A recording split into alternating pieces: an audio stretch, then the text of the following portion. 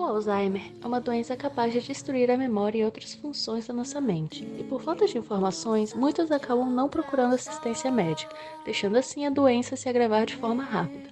Então, nesse vídeo, vamos falar um pouco sobre o Alzheimer e como ele afeta nosso cérebro.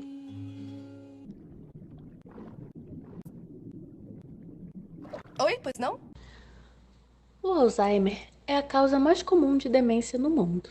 Mas o que é demência? Demência é a perda da função cognitiva, ou seja, o indivíduo tem suas memórias, pensamentos, atenção e habilidades comportamentais afetadas, impactando assim as suas atividades diárias e tornando-se dependente. Estima-se que no Brasil, cerca de 1,2 milhões de pessoas sofrem de Alzheimer, e muitos deles ainda sem diagnóstico, reforçando a necessidade de alertar a população sobre essa enfermidade. Como o Alzheimer afeta o cérebro? Antes de entrarmos nesse assunto, vamos falar um pouco sobre o cérebro e a sua importância. O cérebro é o órgão mais poderoso, pois ele comanda as atividades do nosso corpo. Ele é dividido em três partes principais: o cérebro, que possui uma região enrugada denominada córtex, em que certas áreas foram associadas a determinadas funções, como interpretação de sensações, sons, cheiros e imagens, relacionados à lembrança, à criação de pensamentos, ao ato de fazer planos e resolver problemas e ao controle de movimentos voluntários.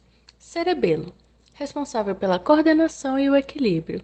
Tronco cerebral, responsável por funções como respiração, digestão, pressão arterial e ritmo cardíaco. Agora podemos falar como o Alzheimer afeta o cérebro. O Alzheimer modifica todo o cérebro, sendo perceptível a diferença entre um cérebro normal e um com as ações do Alzheimer.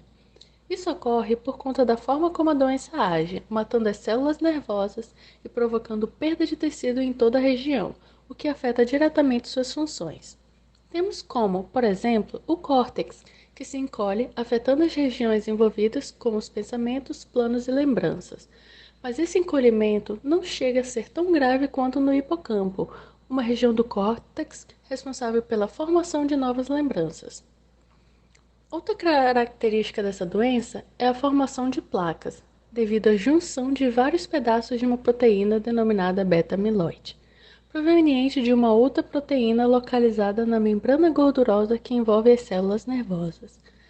Essas placas se encontram entre as células nervosas e, por conta de sua presença, algumas atividades cerebrais são prejudicadas, como a sinapse e o transporte de células essenciais. Além disso, tem-se também a ativação do sistema imunológico, que gera inflamações. Essas placas se espalham por todo o córtex e sua velocidade de avanço depende da idade em que o paciente foi diagnosticado. No início, essas placas e emaranhados filamentosos proteicos se concentram nas regiões responsáveis pela aprendizagem, memória, pensamento e planejamento. Contudo, com o avanço da doença, se disseminam, provocando os primeiros sintomas notáveis no indivíduo. Com o tempo, essas placas beta-amiloides se localizam nas áreas responsáveis pela fala e compreensão, e até mesmo percepção de espaço.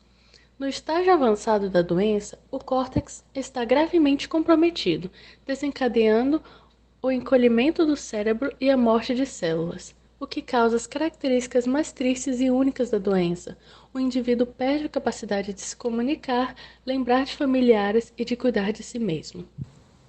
Bom, esse foi o vídeo de hoje. Nós faremos uma parte 2, onde abordaremos sobre como é feito o diagnóstico e quais são os tratamentos disponíveis nos dias atuais. Espero que tenham gostado e nos vemos no próximo vídeo.